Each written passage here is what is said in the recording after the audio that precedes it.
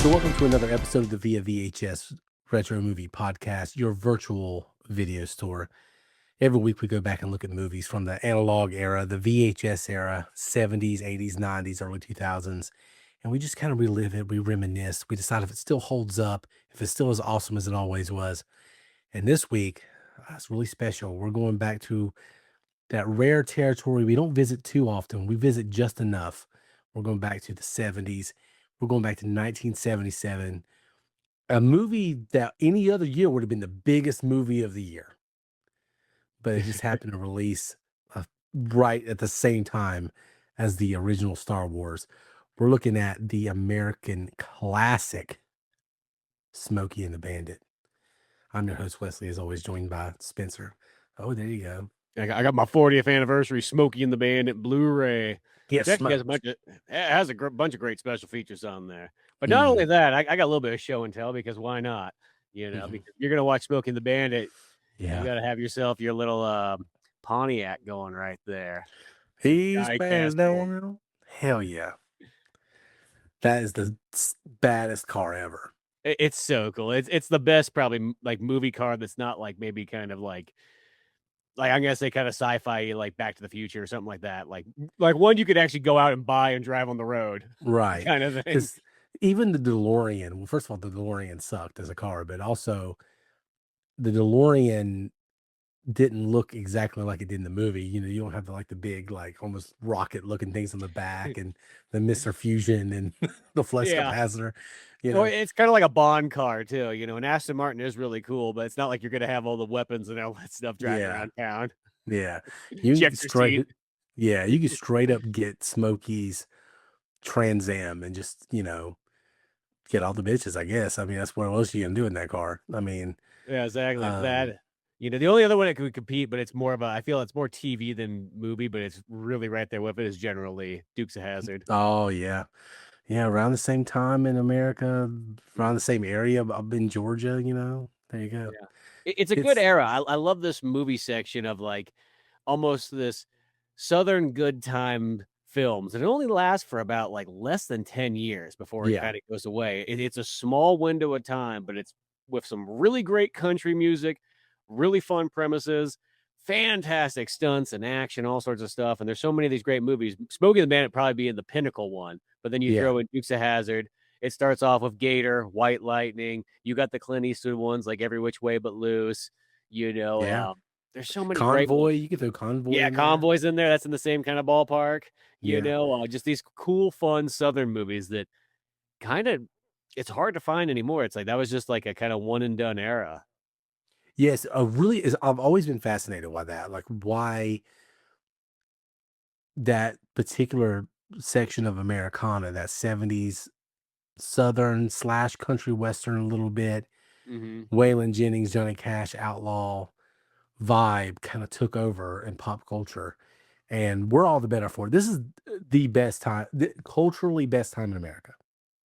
Oh, it's so good. Yeah. This is funny because this movie, it shot in the 76, and I was watching it was just like, "Oh, okay. This is the bicentennial year and everything like that." Yeah. Because you look at everything in the movie, there's a lot of, like, 76 flags, Yes. 76 beer cans, all that kinda stuff, and, being at now 250 right now, which is weird to think of this movie being 50 years old, as far as I being know. shot. It's technically 49 by when it came out, but Yeah. 50 by when it was initially shot. I mean, Star Wars is going to be 50 next year. Yeah, isn't that mind-blowing? Yeah. That's really, really wild. They've got some big plans for that 50th anniversary, by the way. I read about that the other day. But yeah, Smokey and the Bandit is just, when I think of, it's so weird when I'm researching movies and I think of that, I see that term about the Smithsonian and this, cultural, aesthetically significant, and it's put into the Smithsonian. The movie that I think of is this one because I feel like it's so America. It's Mhm. so America. And it's like Top Gun in a way where it's like, this is why America's sexy. This is why America's cool. This is what America wants. This is the idea of America that we're trying to show the rest of the world, you know? Mhm. And Westerns were that for a long time. But to me, if I'm telling somebody, hey, I want you to understand why America's fucking awesome, and I'm going to put together 3 or 4 movies. Smokey and the Bandit and Top Gun are probably the first 2 I'm going to think of, just because, you know. Yeah, and Rocky 4. Yeah, of course. Yeah, Rocky 4. Somebody's gonna. I love Rocky 4. You love Rocky 4, but I think it's a foreigner's gonna roll their eyes like he defeated communism with boxing. But you can't roll your eyes at Top Gun or this movie. I mean, No there's just way. Yeah, yeah, they're like those ones that's just like, if you don't like them, there's something wrong with you almost, yeah. you know? I totally agree. This movie is just quintessential Americana. It's so awesome. Great car. Real quick side note, because we'll talk more about the car in the review. We'll talk more about all this. But it blows my mind that hood emblems, like logos on the hood, didn't become more of a thing. No, that was just a Pontiac thing for the most Yeah. part. Yeah. I'm not saying that there's not some other cars that have it here and there, but like it was really a Pontiac thing. And Yeah. it's also kind of a bummer too that Pontiac doesn't exist anymore. This is a car that's literally lost in time and being like one of the biggest cars of like the 70s and 80s. Oh my gosh. Oh, Pontiac. I remember I used to, I love NASCAR back in the day. And the Pontiac never stood a chance. Like when the Pontiac won, it was like, oh my God. And Tony Stewart drove a Pontiac for a while. And he was like the one guy that could consistently get that bitch in victory lane. Like the rest of them did not have a chance. But oh my gosh.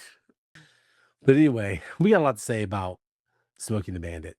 This is, there's so much meat to this one. So let's go ahead and jump to the tail of the tape, and we'll be back with a rewind review right after that.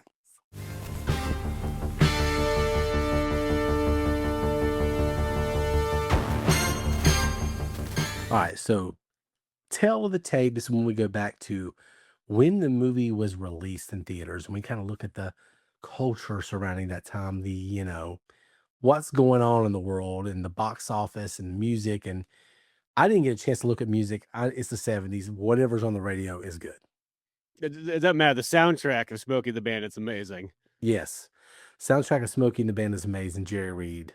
Jerry Reed might be almost one of my all-time favorites, if not favorite, like country western singer, musician. Like I love the Yeah. living daylights out of his stuff.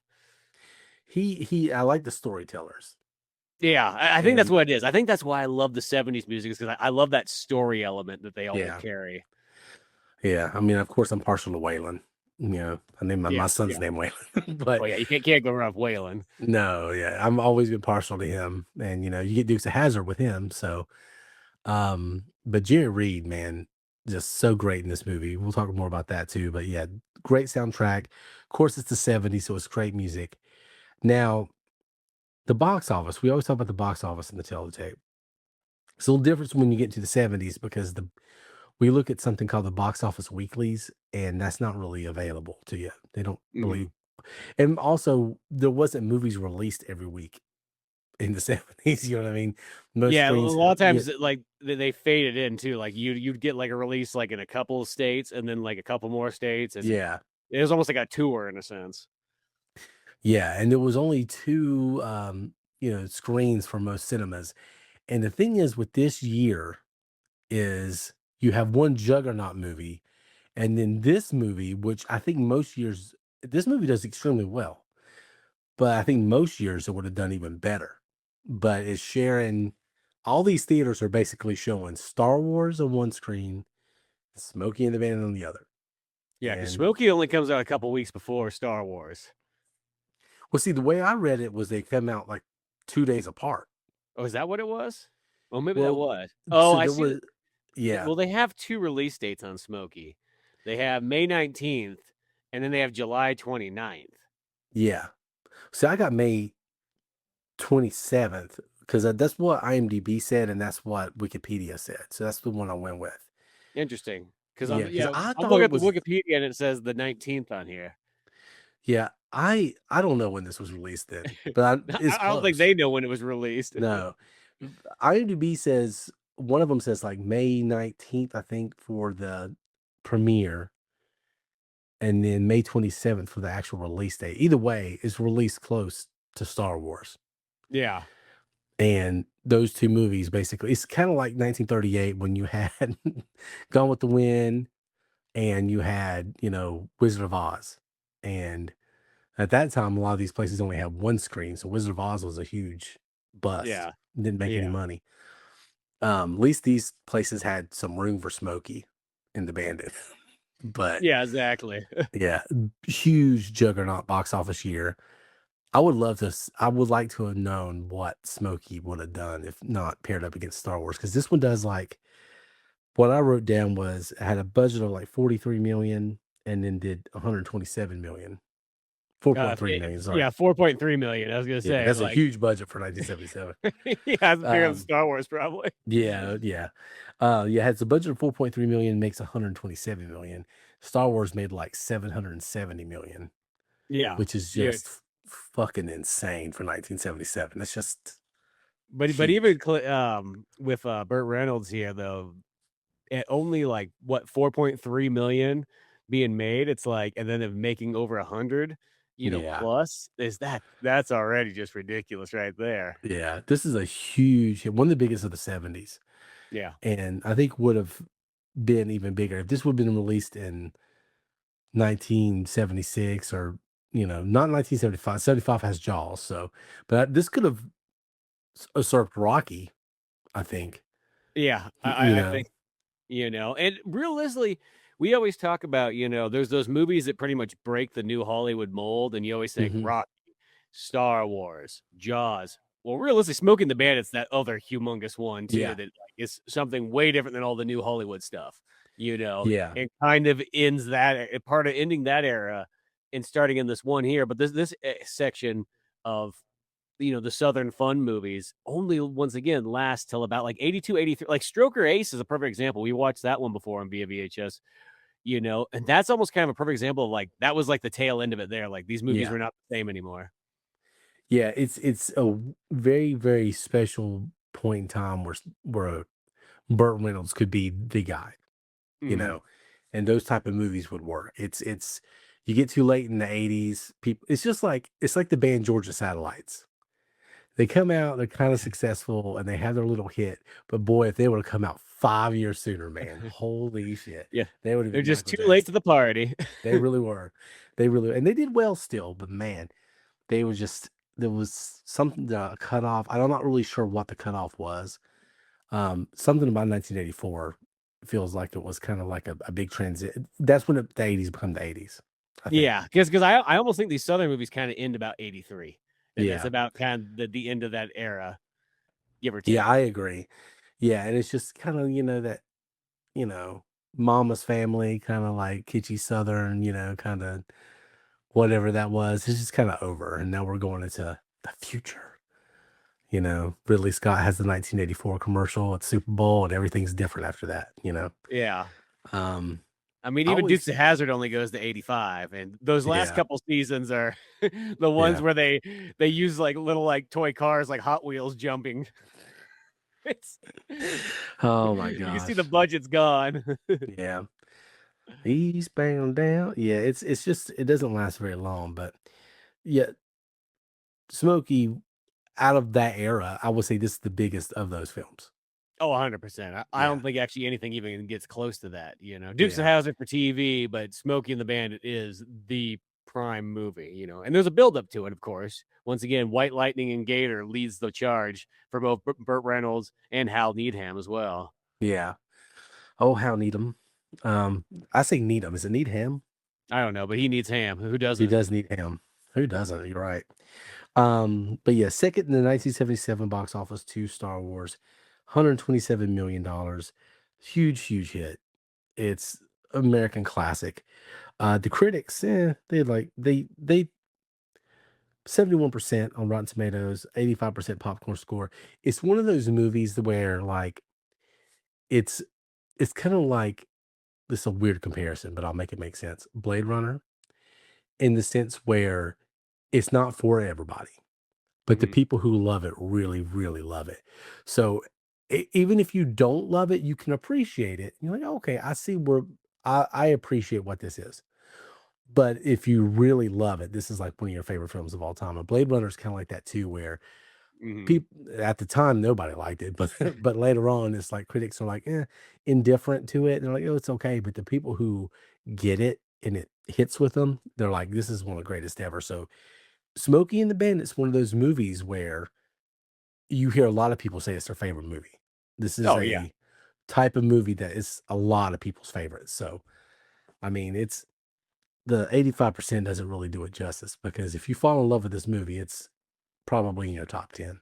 Well, and I'm gonna say this, I think those 15% of people that don't love Smokey, they probably just don't like the Southern countryness of it. I have a feeling that probably there's some people that probably like, "You know what? The countryness is just it loses me there." For some reason that they can't get past that.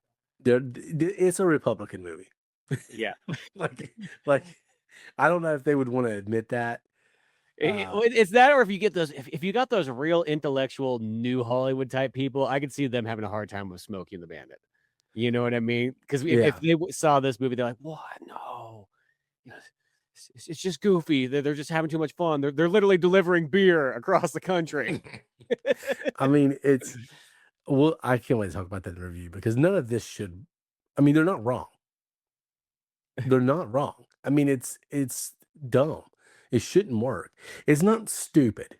No, it's not dumb. It's actually an interesting idea because it's based off like fact. Yeah, it's it's dumb, not stupid. And what I mean is, it's not very deep. It's not. It's extremely unpretentious. It's not THX. Yeah, yeah. There's no real message. It's not. There's no real development to the characters. There's no real anything meaty. It's just let Bandit take you for a ride. That's what this Yeah. movie is. Um, but yeah. So we got to talk about this movie. So we're gonna jump to the rewind review. But to tell the tape, here's what you need to know: '70s were awesome. Yes. Most Smokey the definitely. Bandit did very well at the theaters. Made a lot of money.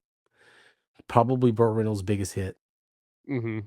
Um, well, definitely Burt Reynolds' biggest hit. Yeah, I don't think I could think of something that even comes close. No, no, not close to this. I mean, he had some other ones that did very well, but this is Yeah. his biggest hit. And yeah, 127 million. And of course, you get it should be mentioned Eastbound and Down, get the Yeah. song, And which is Westbound and Down if you like the alternative version. I've never heard. I don't think I've heard that. When they first start the movie and they're going west to go get the beer, that's the version that Oh, plays. So yeah, the yeah. only thing that changes instead of saying east, they say west. Okay, gotcha. So that's the only difference. That flew by my radar. I don't know how I missed that.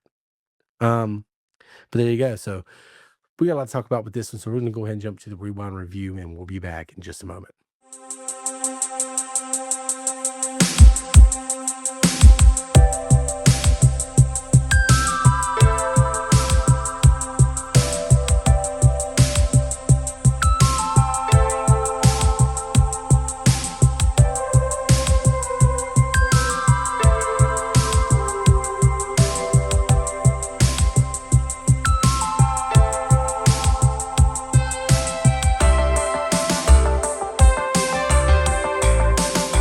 So Smokey and the Bandit, May 27, 1977, or sometime in July, or who knows? But it was It's the released in 70s. 1970. It was released in 1977.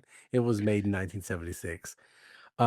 Director Hal Needham, as we Yep. mentioned before, starring, Stunt of man, course, awesome, Burt oh Reynolds yeah, stunt man for years. good old buddy, old pal, Yeah. Dude, did a how lot of neat movies. dude, some of the stunts that he's done throughout his time, like they're ballsy stunts. Like it's one of those ones you watch some of the things he does and you're like, "Holy crap." Yeah, he's got balls of steel. This one. Yeah. Um, and he's good buddies with Burt, and they do a lot of movies together. Did they do that stupid football movie we watched? Yeah, they did do that. Hal Needham has it's one of those ones, he has some great movies, but then some of the goofy ones, because even he did Stroker Ace, but then he did Hooper, which is, like, probably my favorite Burt Reynolds movie, Yeah, Hoover's where he's a good. stunt man, yeah, Hal Needham has a bunch of stuff. He did all the Smokey and the Bandits, which is actually kinda interesting. So Yeah. he did 2, he did 3, and then there's a prequel series in the '90s that he directed all those as well too. Wow, I didn't know about that. I ended up buying them on DVD when I saw it too. I was like, "There's a prequel series from the '90s, and Hal Needham directed them all." I'm like, "Well, God, I gotta get that collection." Damn. It was like Yeah. $10 for like the whole Smokey and the Bandit 7 movie epic. Oh my god. I don't know how I feel about that. It's like the young Indiana Jones of Smokey and the Bandit. I'm very curious. Well, when you put it that way, that makes it a little more intriguing. Um, I wish there was but like old there was old Bandit that would show up at like the beginning of the episode and whatnot. And give a little. Oh God, that would be terrible. Because what you would get, Burt Reynolds would do it because he wouldn't want anybody else to do it, and it would just be him, like with all the Botox, and it's like makeup falling off his face, trying to. Oh God, that would have been terrible. That would have been so bad. he's got an eye patch, never is explained. Yeah. If you've never seen Young Indiana Jones, if you can watch it without the old man at the beginning of it, that's like playing old Andy. He's literally 100 years old. If you could watch it without that, I would suggest highly doing that. Well, we But at loved the it. same time, I'm gonna say this: if you can watch it with the old man at the beginning, it's almost makes it even better, but in a completely different way. It's definitely a more ironic way. It's not. It's oh God. Um, but yeah, directed by Hal Needham, starring Burt Reynolds, obviously Sally Field, which you haven't even mentioned her yet. Yep. Jerry Reed, Yep. stars in the movie and also does Eastbound and Down, and then Jackie Gleason, which Yep, is from the so cool. Honeymooners, which and All Honeymooners, he just chews scenery like nobody's business. just the best. At Yeah. everybody. So, this movie is lightning bottle. It's a lot like Star Wars, where it's none of it should work. You see it on paper, like, wait a minute, they're bootlegging Coors beer, and then one guy's in a truck, but another guy, what the fuck is he in a car? And then the whole thing is ridiculous. And you just pick up Sally Field. Okay, she's a girl on the run. Now there's a romance story going on, and they just, fall in love in this car. And it's just, and none of it should work. None of this movie on paper works. Like you look at Yeah. it, you're like, what the fuck is this? But man, if somebody has an idea and they think this could work, and they get the right person to play the character, they get the right, they write the script, and it's just a magic, some type of weird alchemy that in a million years, if they did it, somebody else did this movie every year for a million years, they would never make this movie. It would never it would never turn into Smokey and the Bandit. That magic would not exist. It's a one-time only lightning in a bottle thing, and they just knocked it out of the park. Well, and then they didn't even want Hal Needham to direct this. The idea of a stuntman becoming a director was not a thing at this time Yeah. period. So he was breaking new ground doing that. They even took away like $2 million from his budget because they just didn't have a whole lot of faith in him. Yeah. Which is ironic because he's literally like the second unit director on like 5 movies before this.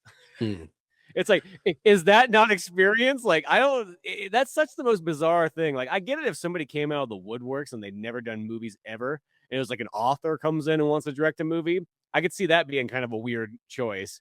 Be like, well, he understands story, but what does he know about movies? But a guy that like literally has been working the last 20 years on set, like, Yeah.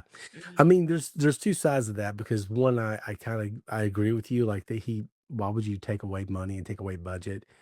Believe in them or don't believe in them. yeah, But then I think this movie turned into a bigger thing than they anticipated once they got Burt Reynolds involved, and then the studio became more interested. So it's like, hey, we want this to work because you got a name behind it now, but we don't want to give you too much money because we don't know what the fuck you're gonna do with it. yeah, and $1 million went to Burt. Yeah, of course, he deserved every penny. Okay. So, they're like that took up that, probably it's always that funny thing is like when you think that budget's like what, 4.3 million, Mhm. and probably if 1 million went to Burt and probably 1 million went to all the other actors and core, main crew. It means like the movie's made on like literally like $2 million. Yeah. Yeah, but boy, they spin it well, and there's certain things about this movie where they didn't overproduce it, they didn't try to extend their budget too much, and they just, didn't try to find these like beautiful like vistas and these amazing sweeping shots. If they're on the side of the road, it's, and it feels very authentic that way, Mhm. because it feels like they're really on a road trip and they're just running across all this random stuff. But um yeah, so if you've never seen Smokey the Bandit, Obviously, we're gonna spoil the shit out of it, so, hold on to your butts, but essentially, Burt Reynolds is, the Bandit, and, he is, racing trucks or something. I don't know what the fuck he's doing at the beginning of this movie. It kinda makes no sense, but I think he's essentially semi truck racing because that's like where it starts off at. yeah, they're like semi truck racing, and then, somebody approaches him while he's in a hammock, just relaxing, and says, "Hey, we want you to go get Coors beer, and we'll have to explain this if you think, well, why would what's the big deal?" And you have to go to Texarkana to pick it up because that's about as far east as you can get it legally. And you have to pick up this Coors beer and bring it here to Atlanta because we got a big old shindig, and we're going to give you an insane amount of money to pick up a ridiculous amount of Coors beer.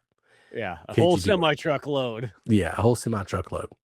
The deal with Coors beer is back then, I didn't know this before. Yeah, I learned this. Well, I learned this like I don't know, maybe 5 to 10 years ago or something. I might have been watching a Smoking the Bandit special feature, Yeah, but it's an interesting concept of why because you explain that nowadays and it's like what, but yeah, then when you hear the real story and the real predicament of like what was going on, it's like oh, this is all based off true stuff.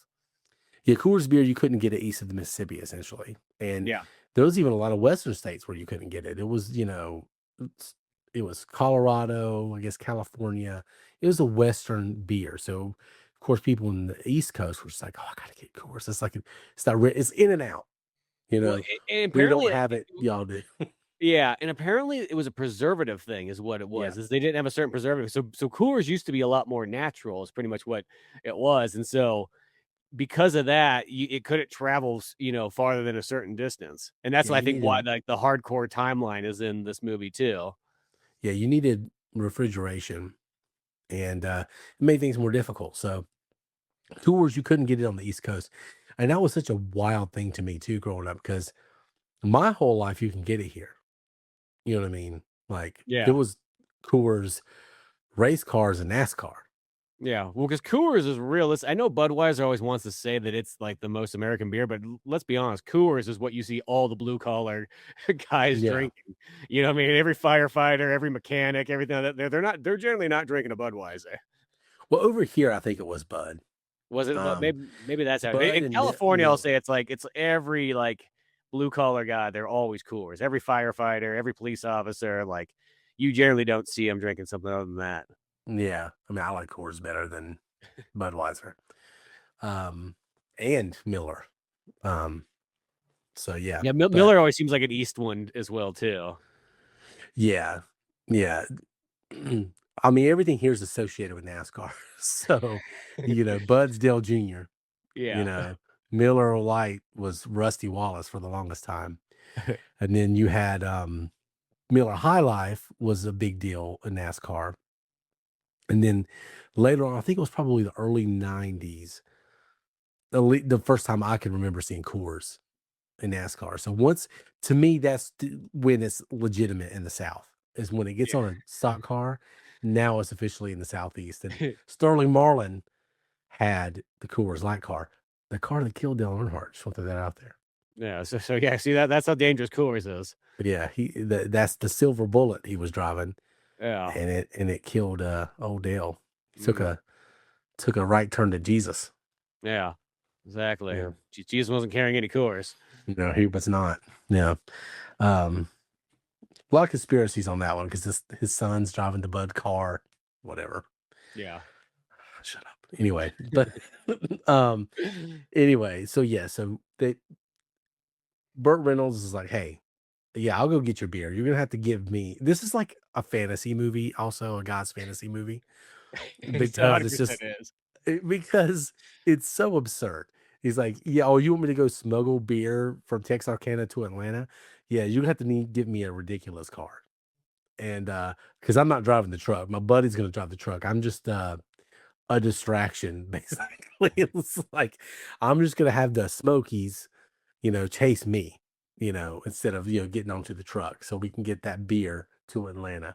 So Yeah, I you're mean, gonna have to it get does kind of make logical sense is that like none of those police officers are going to be focused on the semi truck because the bandit's going to be the one attracting all the attention. It logistically makes sense. I mean, there's I mean, I'm sure it actually happened this way for people who were smuggling things in trucks. I mean, you have a guy that's like, the point guy. That's probably how they did it with moonshine. Yeah. Old Junior Johnson's, got the cops chasing him. Somebody back there's got a whole truck full of like shine back there. I mean, it makes sense, but it's such a guy in the shower fantasy. He's like, yeah, I'm gonna smuggle this uh, beer from Texarkana to Atlanta, and they're going to pay me an absurd amount of money, and they're going to buy me a new Trans Am, and my buddy's going with me and his dog. And on the way, I'm going to pick up Sally Field in the tight jeans, and it's such a quintessential like guy in the shower fantasy movie. But that's probably why it works so well because it's just like it's it's a guy's romance movie. This is the male equivalent to a chick flick. Yeah, 100%. it's kind of like in that bromance category in a A weird little way, bit. The you know. bromance category, male romance. Yeah, with Roadhouse as well, kind of. Yes, yeah, Roadhouse. The Roadhouse wishes it could be Smokey and the Bandit, but it's still really good. Yeah, I mean, he But still launches a BMW in that movie. yeah, he Yeah, does. I mean, I love Roadhouse too, and Roadhouse, is basically a Smokey and the Bandit, but also kung fu.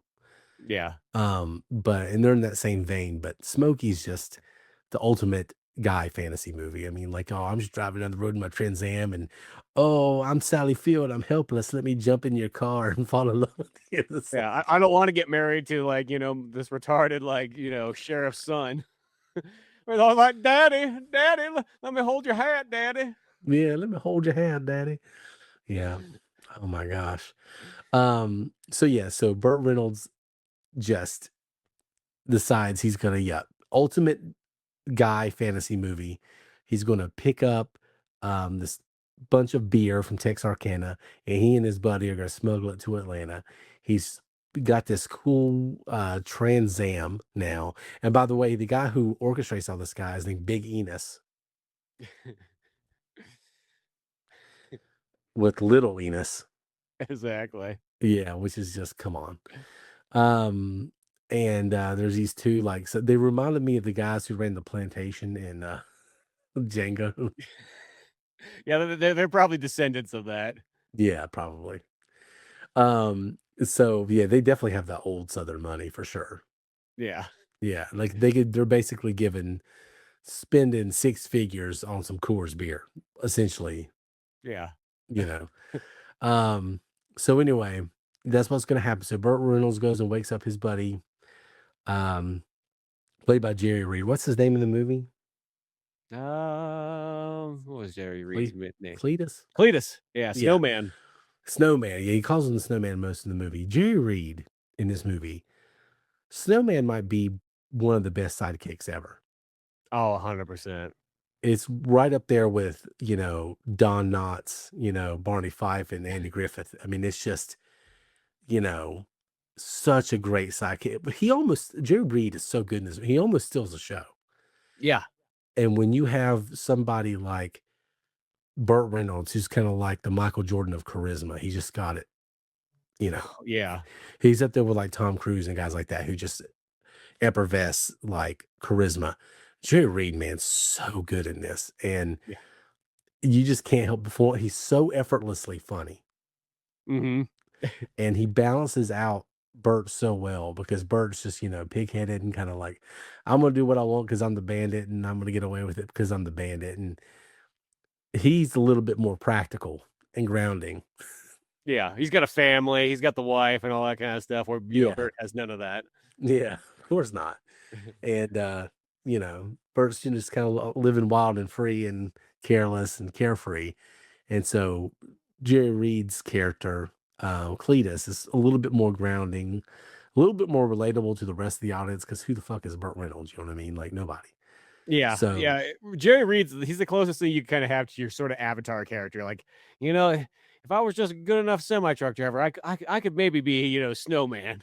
yeah, yeah. I mean, that's who you pull for this movie. And the thing is, you always root for him because he's very honest. He doesn't always win the fights. You know what I mean? He's He's damn. the underdog.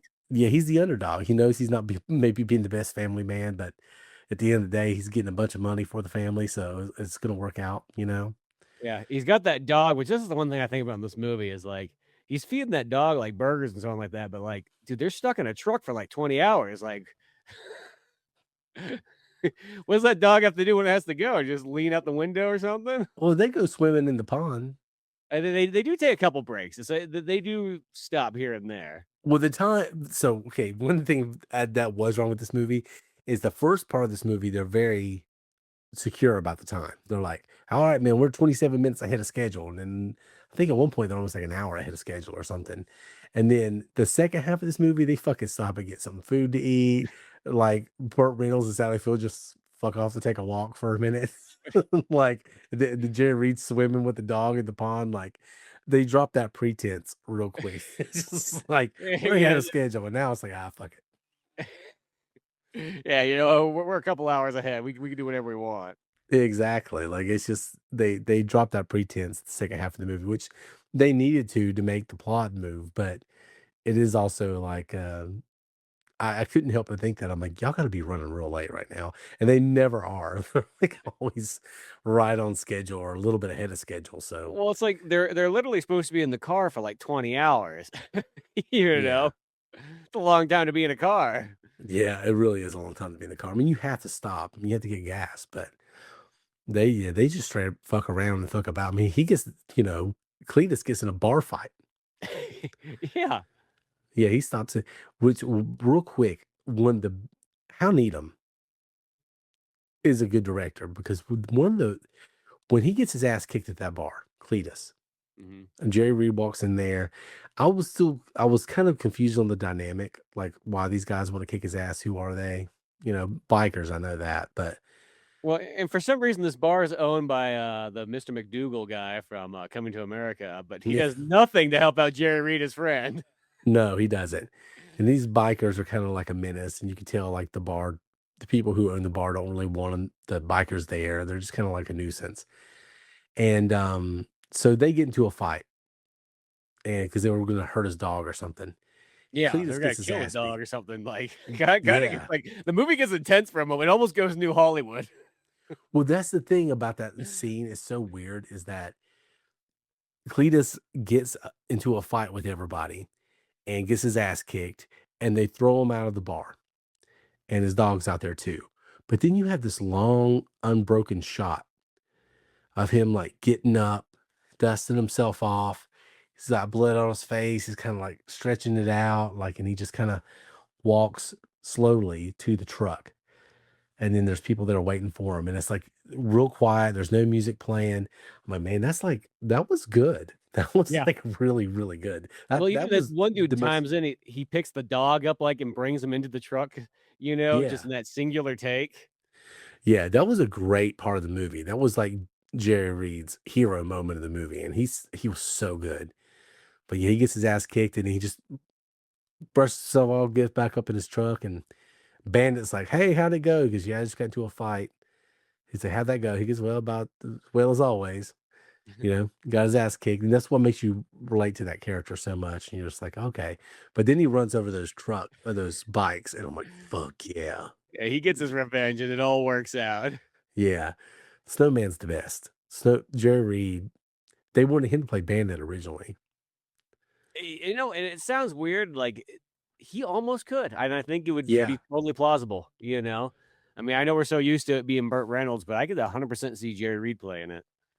Burt needed to be the Bandit because of the Sally Field element. Like, Yeah. who else is going to make it plausible? They're just going to wipe Sally Field off her feet by just being themselves. You know what I Yeah, mean? you literally have to be an actor, like, as capable as Burt Reynolds. You have to be that kinda class, you Yeah, know? yeah. Nobody could have pulled that off, and that's what I'll say about him playing the bandit. It's like Harrison Ford being Han Solo or Indiana Jones. Like they may remake this one day, and they might, had I don't know who played the bandit in the TV series or whatever it was, Yeah, well, it's some but boy because it's a prequel, oh yeah, so it's gonna but be a boy. yeah, you can get by with that, I guess, if you're really young. But nobody's gonna ever match Burt Reynolds in this role. Yeah, exactly. It's his thing. That's one I didn't really think about, but I do kinda wonder if they will ever think about remaking Smokey and the Bandit. See, the downfall is they don't really make car movies anymore either, so I don't know what you're gonna do with that properly. They don't make car movies anymore, and it's so intrinsic to the late 70s. Like, I don't think you could remake it because it's just so well, why would you? Because if you remade it, you would be trying to recreate the late 70s, and you'd be trying to recreate that world. And this movie is already that organically. You know what I Yeah. mean? It's tied to that particular point in time because you can't set this movie now, and Yeah, you really do. it would Yeah, throw things off. The only thing I will say is, like, that was a little bit it's almost 20 years ago by now, but, the Dukes of Hazzard movie that came out in the 2000, like, 6 or whatever, 5, that was a good example of taking, in a sense, the '70s and then sort of making it modern, but still making it feel 100% like you're watching the Dukes of Hazzard, you know? yeah, And hell, they even got Burt Reynolds in there as well too, yeah, you know? yeah. I mean, they did some things. Those are some things I hated about that one too, but they did a good job overall. But yeah, if they tried to do this now, it wouldn't work. I mean, who you gonna get to play the bandit? Probably that. Yeah. What's that asshole that played in The Running Man recently? Oh, Top yeah, man. Gun. Yeah. The Clint guy Powell. yeah. Yeah, he Although, probably would. He's kinda becoming in that movie hog category, even though I like him in the movies that I have seen, but, like, yeah, he's I, starting to get shoehorned yeah, in. I'm such an idiot though. That's not who they get to play him. It's the other movie hog. It's Pedro Pascal because he actually looks like Burt Reynolds. Yeah, he actually he's got the mustache and everything like that. Yeah. Well, there's certain times where he's like in certain roles. I can't remember which one it was the most. Maybe it was that Wonder Woman movie or Fantastic Four? no, he was in wasn't he the villain in Wonder Woman Was 84? it? Oh, maybe it wasn't. Like, gosh, I kinda forgot, but I only saw that one once. Yeah. I only saw bits and pieces of it, but there was another movie where I'm like, damn, he looks just like Burt Reynolds. So they would get him to play it. Yeah, 100%, yeah. Yeah. And then Sally Field would be like some dude or something. Because that's how you do things in 2026. We'd be Ellen Page, but the man version. Oh my gosh. Are they really gonna have her playing Achilles? I don't thi No, I think somebody's just fucking with us. I hope the fuck so. Because Yeah. I don't get mad with the woke stuff. I really don't. Like, do No, but whatever that you that want. that that That's that's too much. that's too much. That's you literally have gone too far. You've gone over the Yeah. line. I just don't think Christopher Nolan would do that. I don't think I so just either. I don't think he'd wanna screw his movie over that because that would just fuck his movie over so bad. yeah. Like, if you're gonna make, like, an epic and you want it to be part of your resume, you don't wanna have that, like, terrible stigma the entire time where people are like, "That movie would be really good, except there's this Yeah. one glaring issue." Like, It's like massive issue. it's like the fucking War of the Worlds movie with Steven Spielberg. It could be a really great movie, but there's the most glaring issue is it has the 2 worst kids in any movie known to mankind. Yeah. Oh god, fuck that movie. I hate that movie. It's so bad, but the thing is if you remove those kids, the movie would be great because the special N effects are no. fantastic. No, there's that whole thing with the movie that like, "Oh, none of the electronics work," and this guy's like, "Video camera," like, "Yeah, that really sucks that none of the electronics work. Hold on, let me film it with my video camera." You should have winded the camera a little Yeah, bit oh more, my god. just cranking it. Like, one, what's that guy doing? So ridiculous. But what we haven't talked about though in this is Sally Field. Yes. And this is kinda like her first big movie, Beyond the Flying Nun and all that kinda stuff. Yeah. Same year, she's also in, Stay Hungry with Arnold Schwarzenegger and Jeff Bridges.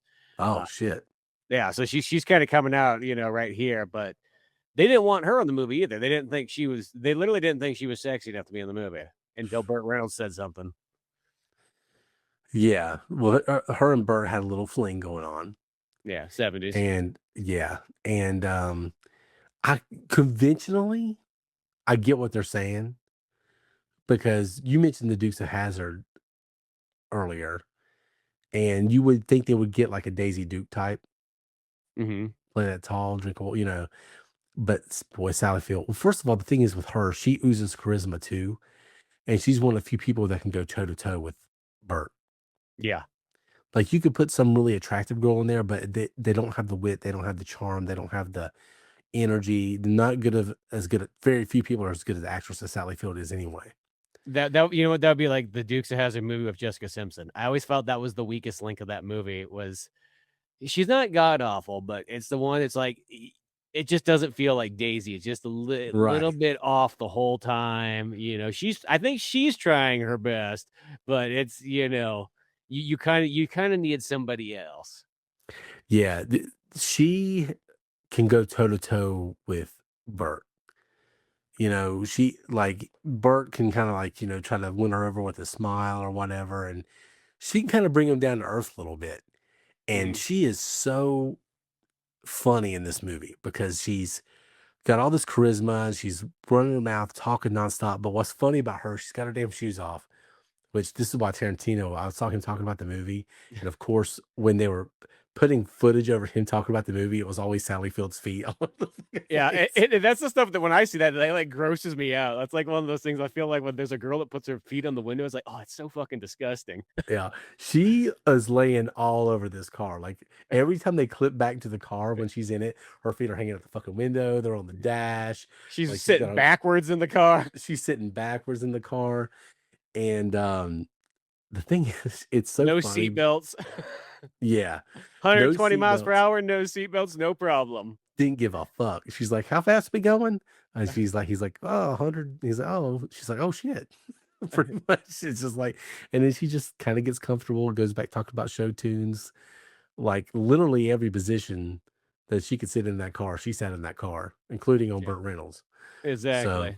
I don't yeah, even know how you have a conversation in that car going 130 miles per hour with, literally pretty much the windows practically down, almost a convertible. yeah, yeah. Well, it's almost like they weren't really there. Hmm. Um, but yeah, no, Sally Field is so so good in this movie. Claire, is that her name in the movie? Maybe yeah, they call her Frog or Frog, Carrie that's right. Carrie. Oh man. because No, everybody's got to have their CB handle names. yeah. Do you ever have a CB Yeah, radio? I did, and we used to use a lot of times more than anything. We would just use the handheld walkie-talkie ones because then I always wanted to install one in the truck, but then it was like that seems more like a pain. So we'd use just like the handheld ones that you'd Mm, go for 5 miles, which was generally enough. yeah, And we all went by like handles and everything like that, just for the fun of it. I went by mm, Cobra Commander. of course you did. My grandpa had a CB in his truck, and I remember going down to Florida. CB culture was such a big deal, and this movie was a big part of it. It really everybody's like, I gotta get one of those. Why don't I want to have one of those? Every fucking redneck who saw this movie is like, I gotta get a CB now. Yeah, I had two of them sitting. And I was one of these days, I'm like, I'm gonna install this, and then I just never kind of did. Sadly Mm. enough, as I My, said, the walkie-talkie still worked pretty well, but oh yeah, those were good. Yeah, my papa had a police scanner in his truck, and then he had a CB, and he bought a 1966 Chevy truck, mhm. and he drove that to Florida every year until he died in It's a good truck. 2008. Yeah, he kept that thing going. When they tore that truck apart after he passed, my uncle Jody was going to fix it up, and there was sand caked inside the frame of it from all those years of going down to St. Augustine. Like he had it rewired, and they're like, "Can you fix this truck?" He goes, "Son, NASA can't figure this shit out." 'Cause he had that thing like rewired every way. But he'd have a CB in there, and we go down to Florida with that CB. And I thought that was the coolest shit growing up. I'm like, oh my God, I can't wait to get one of those. And Yeah, then, no, love the living daylights out of it because of like all my Dukes of Hazzard, Smokey and the Bandit, just all this kind of stuff that I watched as a kid. It yeah, was just, and the fact that like, yeah, we used to just like drive around too, and just you'd be talking to you because this kind of like cell phones were there, but like you didn't use cell phones as often because it's still mostly there's a time limit on a cell phone, yeah. you know. But so you had the walkie After nine, talkies. I'll call you. Yeah, exactly. I only got so many minutes. Yeah, that kind of thing.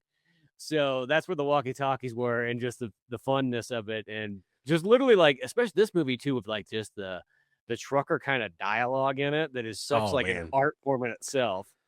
Yeah, I remember my papa telling me about some of those, like like rubber ducky and Smokies and bears and all these things. Like it was just he knew all that stuff. His handle, what was his handle? Beach bum something. Yeah. Um, Well, but yeah, if you think about what CB culture sort of was, it's like proto like internet chat rooms is really what it yeah, was. Everybody has a handle. They all just like talking to random people they really don't know, but they're communicating like they're friends. yeah. It has a lot of that proto era stuff. Well, for truckers though, I mean, especially people who are driving similar routes, they probably bounce into each other at truck stops all the time. And Mhm. they'll be like, they know each other's handles and be like, oh, hey, what you doing? What mile mark are you at? And blah, blah, blah. It'll be such a cool thing. Well, and plus, And if you think about it, if you're driving literally for 20 hours, it's literally killing time. Just oh, chat, yeah. hanging out, you know. Yeah. Such a cool thing. It's kind of a shame it's not around anymore. I always was really sad because my grandpa died in 2008. And like the next summer after he passed, I got an iPhone for the first time. And I had a police scanner on there and I had all that stuff. I was like, "Oh my god, he would have loved this shit." He would have loved it so much. Oh my gosh. But yeah, this is like, man, just the cars, the truck culture. I mean, Convoy is a few years before this, right? It's like Yeah, I only 70. think only by like a year. It might actually Yeah. might be 78 to tell you the truth. I think it might be a year after. Oh, is it a year after? Wow. I think so because I want to say that one. Yeah, it's still in that same ballpark, but Yeah. Well, I think one thing about Smokey and the Bandit yeah, is it's 78. okay, 78. It looks so much newer. Hmm.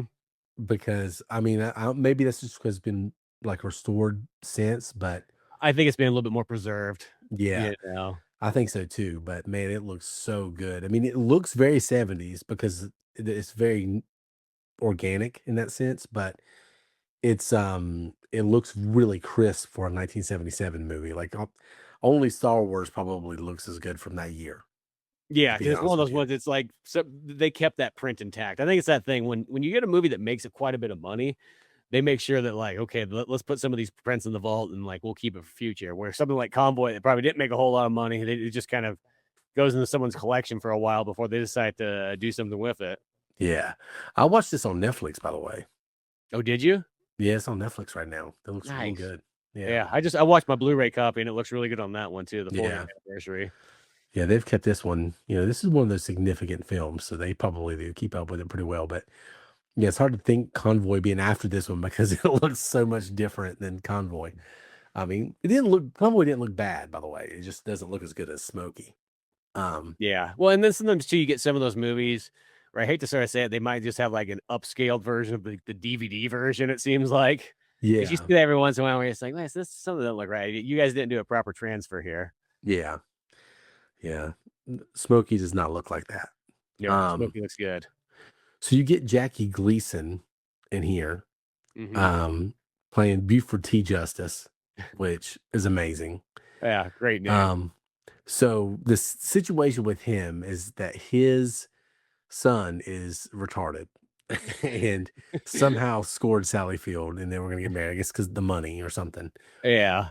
And Buford T. Justice has, been framing black kids for the past 30 years. So he's Yeah, got, got him and Boss Hog are like, in cahoots. yeah, then Boss Hogger and Cahoots. He's the reason the lights went out in Georgia. Okay. He's the reason for that. Except he's not from Georgia. But Yeah. um basically Burt Reynolds is hauling ass. I think they've already picked up the beer.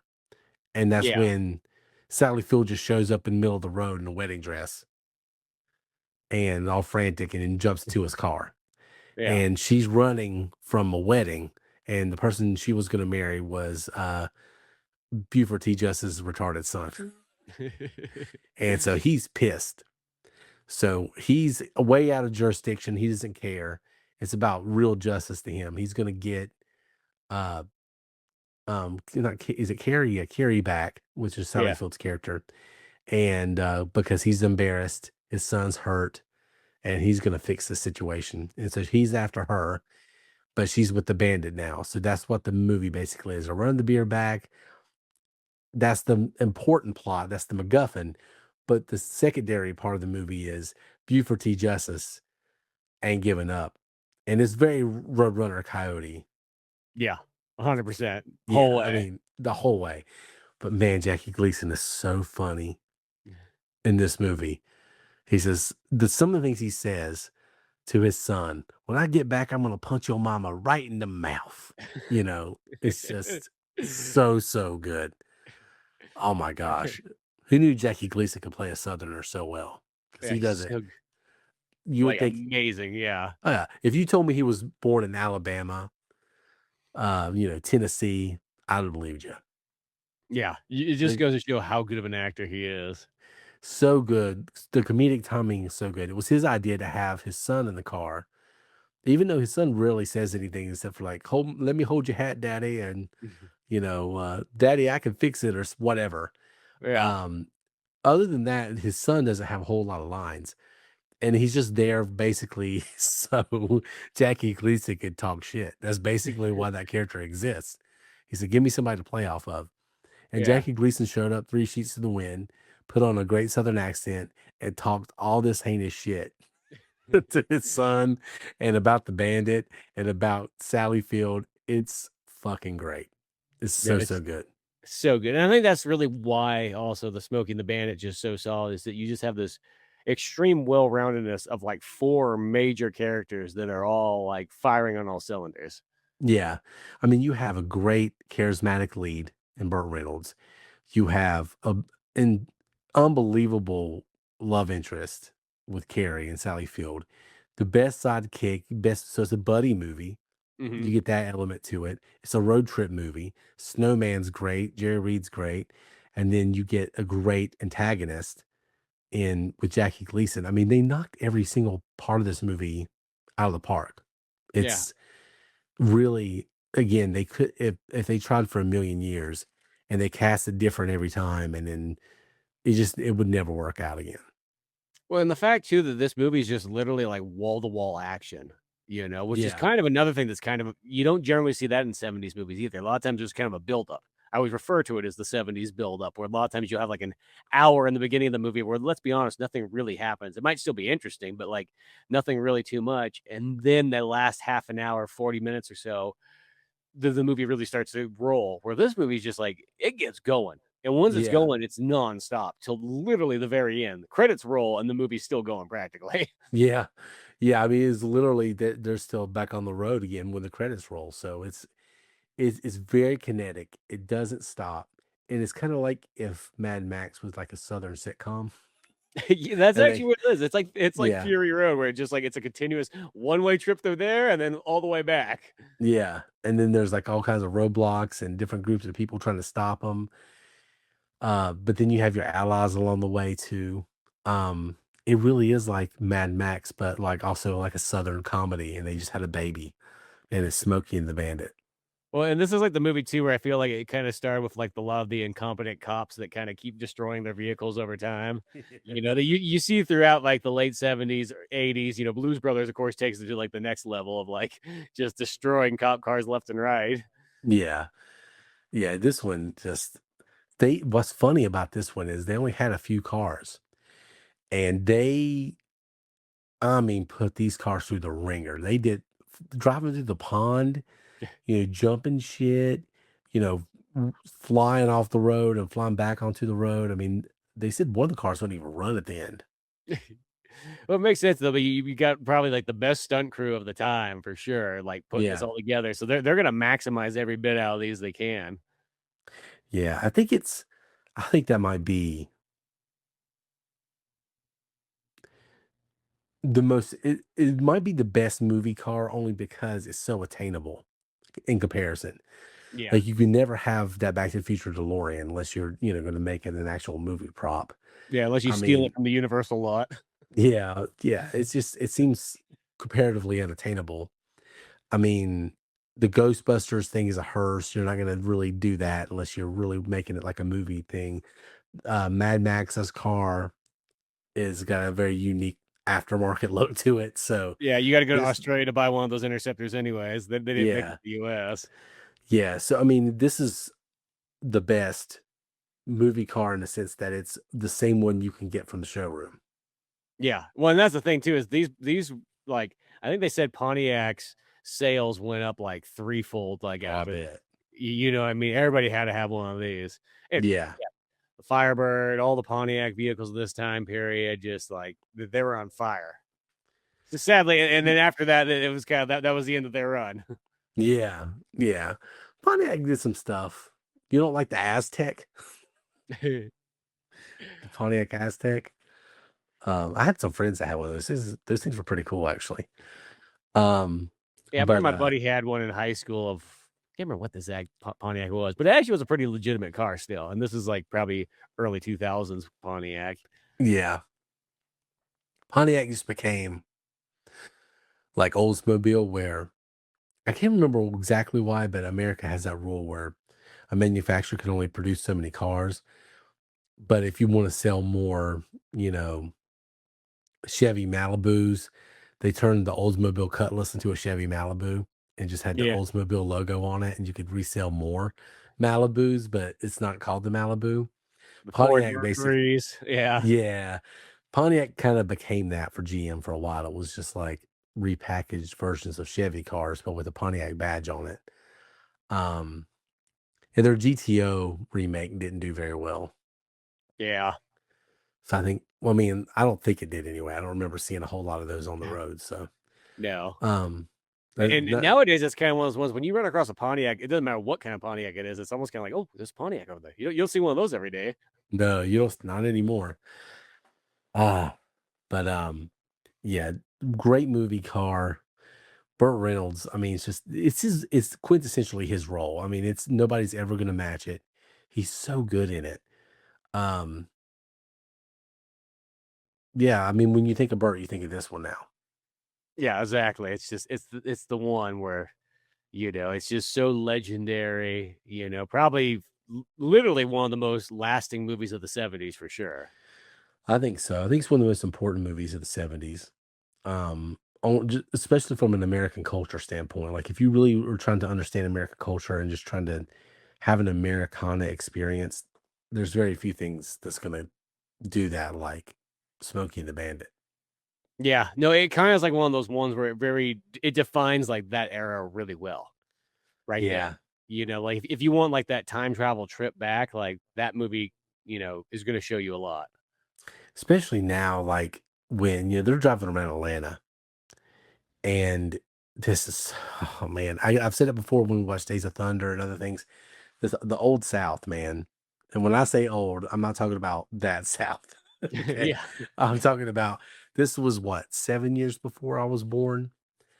Um, so when I was a little kid, a lot of this was still around, this type of South. I mean, there was a lot of 80s stuff mixed in there too, but it felt like the South still.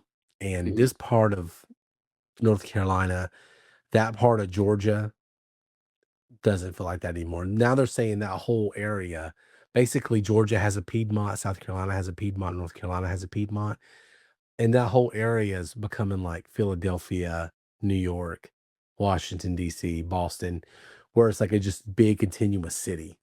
yeah. And now, yeah, California has a lot of that issue too, where just the cities just flow into each other, and if you're not paying any attention, you don't even know you switch cities in a sense. yeah, it's North Carolina. The South is becoming like that when it's going to go from Raleigh to Charlotte to, well, Raleigh to Greensboro to Charlotte to Atlanta to, down to Florida. And it's all going to be just one line of just bullshit. Yeah. you know, Yeah, well, that's what I remember. That was one of my favorite parts about like in Tennessee, at least back when I was there, I don't know, 15 years ago or so, was the fact that like, especially coming from California, was the fact that you went from like one city to the other, and it was like, oh, there's like a 45-minute plus gap of nothing in between. Like that's yeah, unheard of in California. There's always something, even if it's the most like tiniest town. Very rarely is there stretches of California where there's nothing. yeah. There's places still in the South like that where even if it does, if even if there is something, it's not always on the side of the road and you can't really tell. Like if you drive from like here to Florida, there's stretches of Georgia and South Carolina, especially. If you survive South Carolina, um, that's just nothing. Um, don't stop in South Carolina though. Yeah, this sounds like it's just a passing state. I hate South Carolina. I have such animosity towards South Carolina. Most of it unwarranted because South Carolina is actually kind of nice. But um, yeah. But this movie is, I think Burt Reynolds probably best role. It's one of the best movies of the '70s. One of the most quintessential American movies. I mean, we could have watched this movie for our 250th anniversary, 4th of July thing, and it would have been like, oh yeah, that makes sense. Smokey and the Bandit, yeah, that's America. Yeah, especially for the fact that once it is when watching it, you go, "Oh, it's taking place during the bicentennial," so, like, it has actually even more relevance for that. Yeah. You excited for America 250? Oh, yeah, Fuck yeah. 250, you know what I mean? It's like Pokemon Gold and Silver, but for America. America. I I love 4th of July. It's my favorite holiday. It really is. Dude, Like, you would like there's this town in California on, like, the Far East called Bridgeport, and it's just mhm. teeny tiny town of maybe 1,000 people, but they put on this ginormous, like, 4th of July celebration thing. And the best way to describe this town is one of those ones like it doesn't look like you're in California. It almost looks like you're in Nevada by this point. It's on the Mm, far side of the mountains that you think you're almost in Nevada, but you're still a hop, skip, and a jump away from it. So it carries a lot of Nevada-ness to it. yeah. And it's there's a cool little lake there. It's high desert, so it's like 6,000 feet elevation, but you're in the desert. And they have this 4th of July thing where there's like a parade, the whole town's filled. There's like copious amount of people there. It's just as rednecky as you can get. People are Yeah. launching fireworks off. Like it's almost kind of scary because now people are like, how many beers in deep, and they allow everybody to launch fireworks off there. So you see fireworks launching not straight up in the air. They're launching like almost like out because they tipped over or something like that. Like and people got big fireworks too. Like it was one of those ones where it's like it gets kind of crazy, but kind of cool at the same time. That's America right there. It so is. Let's Just it's eat just meat like and it's blow like an shit up. onslaught. Like so they have official fireworks, big ones over the lake, and then while that's going on, there's like 50 other people launching fireworks all around town. Yeah, jeez. Oh man. And they've been doing it Well, for years. It's like old school tradition. that's amazing. I would love to go to something like that. I look forward to the fire. I took 4th of July off already because I just love fireworks. I love eating meat and blowing shit up. Like, come on, man. That's America. Yeah. Oh my gosh. Um, well, there you go. Smokey and the Bandit. Um, trying to think if there's anything we didn't really talk about. I mean, cool car. Burt Cool Reynolds is semi great. truck. Let's be Cool honest, semi that truck.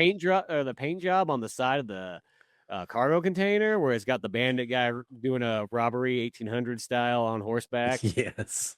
It's so cool. Like just all Yeah. that kind of stuff. Like I love that old school semi truckness that Yeah. was in the 70s where it is kind of like the modern day cowboys. Like Yeah. there probably was something really cool about being a semi truck driver in about that 70s, like maybe 75 to like 85 time period. Yeah. My my cousin Clayton was a semi truck driver. He's friends with my papa, and they used to have this big trucking company here. I never see it anymore. It's just at Carolina on the Mhm. side, big red. And he used to drive from like he lives in Jacksonville, Florida, and he used to drive from there to North Carolina and back, hauling stuff.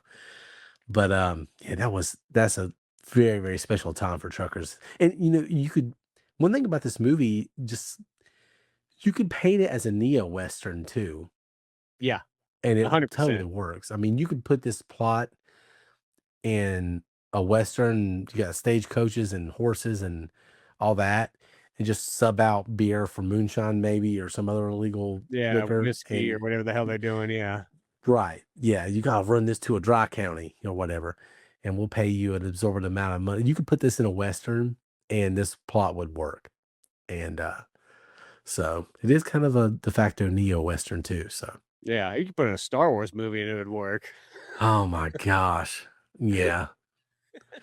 Harrison Ford's the one person I think he could play the bandit. It would have been a little different, but he could pull Yeah, it well, off. he would have been a little bit more angrier bandit for sure, because Harrison Ford always just feels he's got that more attitude going on. Yeah. He would not have bought Jackie Gleason's food. He would not Yeah. have, you know. Oh man. Yeah. The Bandit. Or you had Nick N- Nolte Bandit. Dennis Hopper. Oh my gosh. Yeah. Only Burt could have done it. Only Yeah. Burt realistically could make you believe he's just going to drive a Trans Am across the country and pick up Sally Field and just, man. Even if you had Clint Eastwood, Smokey, and the Bandit. Yeah. You will talk about, they talk about cars being sleeper builds. You don't talk about the biggest sleeper build in this movie is Sally Field. Yeah. Yeah. Because you see her and she's like, boy, she knew exactly what she was doing that whole movie, leaning over the seat with the jeans like painted It's on. just so light, but just like so effective. And it Yeah. builds the whole movie. And then I think it's like one of those ones everybody becomes a true believer by the time the movie's done. Yeah. Like anybody who doubted that she could pull that off was sadly mistaken by the time the movie was over. They're like, damn. It's like in Hooper when she walks out with the short shorts on or whatever.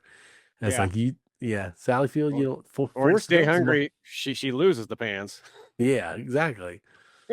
I mean, it's you see Sally Field, you're like, Forrest Mama was doing that back in the day. Oh yeah. And Exactly. she had to get Forrest through school somehow. Exactly. Yeah. Yeah, so So, well, you ever wonder why she had a special ed kid? Maybe it was that special ed, cop's son. yeah, who knows? Yeah, who knows what she was doing back in the day? That is Forrest Gump's dad. That's Forrest Gump's dad right Oh there. my It's gosh. all starting to make sense. The timeline doesn't work, but we'll pretend it does. Yeah, we'll make it fit, sort of. Yeah. Oh my gosh. I mean, we didn't really talk about that character that much. We didn't talk about Big and Little Enos Yeah. that much. It But it does kinda have a weird ending where, I mean, like, where they bring the beer back, they get, all the cops come there and whatnot, but they get distracted, so mission accomplished. I don't know how by this point, there's so many cops there. You're like, "You think that beer is gonna stay now?" But Big Enos and Little Enos, they're like, "You know what? We kinda want some clam chowder. Could you run up the main and bring it back down for us?" And it's like, "We'll do a double or nothing." yeah, golly. Expensive taste, Big and Little Enos. I love the end of this movie actually. I like that he gets on the CB and Yeah. he's talking to Jackie Gleason and Jackie Gleason's finally, Buford T. Justice is finally about ready to give in to defeat. And he's like, no, I'm never going to give up. I'm never going to give up. And he's talking to the bandit. And they congratulate each other on being a pursuer and a pursuee. Mhm. And it's very Roadrunner Coyote. And then he looks over his shoulder, realizes that it was Burt Reynolds the whole goddamn time. Yeah, he's just like, "Look over your shoulder," you know? Have you It ever seen the other movies? I've seen 2 and 3. I really think I probably watched 2 maybe twice, and I've seen 3 only once, like, so long ago that I really don't even remember it. Yeah. Because Burt Reynolds isn't in three, right? No, he's in both of those. Oh, he's in three? Yeah. Hmm. I wanna say Sally Field's actually in both those, and so is Jerry Reed. Gosh, I knew Jerry Reed was in three. I didn't know if Burt was or not. Um, I have the poster. I meant to get it out. I have the poster right over here for two. And yeah, I've only seen bits and Oh, pieces no, of two. maybe 3 doesn't have Burt Reynolds. You're right. It has Jackie Gleason, though, in it, and Jerry Reed. Yeah. Yeah, I knew I had those two in it. Okay, so Um, yeah.